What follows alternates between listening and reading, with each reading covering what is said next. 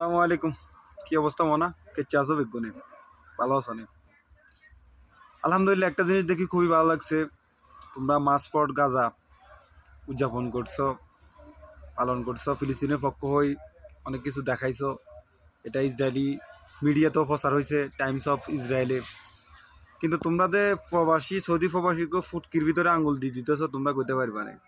আমার কথাগুলো তিতে হইলেও সত্য। এদেশে মিটিং মিছিল এগুলো চলে না ভাই।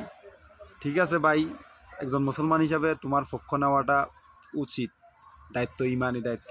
তাই বলে তুমি 30 লক্ষ প্রবাসী ফুটকির ভিতরে যে আঙুল দিয়ে দিতেছ, তুমি কি এটা একটাবার চিন্তা করছো? এটা বাদে দিলাম, তুমি তো শুধু সৌদি আরবে প্রবাসী ফুটকির ভিতরে আঙুল দেওয়া না, তুমি দুবাই, কুয়েত, কাতার যতগুলো আছে। আর তুমি কি জানো ভাই, সৌদি আরবের সাথে কোনো ফিলিস্তিনের বর্ডার নাই। আছে মিশর, জর্ডান, এরপরে যে কি জানি বলে সুদান, এইসব দেশের আছে।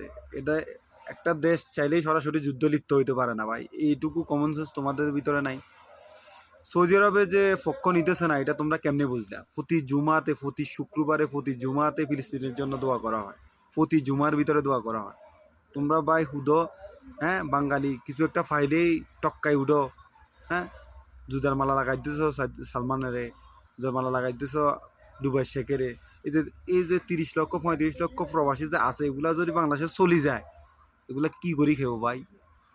তোমরা তো নেতার ফাঁস আটি, তোমাদের দিন চলে যাব, কিন্তু এই প্রবাসীরা তো পরিশ্রমী লোক, এরা তো কারো কাছে হাত পাইতে পারতো না ভাইয়া।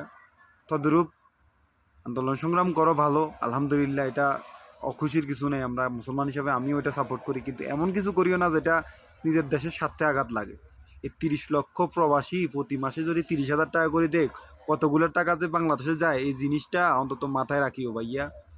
খালি খুদাও লাফালাফি করিও না, যেটা বুঝো সেটা নিয়ে লাফালাফি করো। একটা প্রবাসী যে কি পরিমাণ কষ্ট করি যে টাকা পাঠায় দেশে, এটা একমাত্র প্রবাসী জানে ভাই।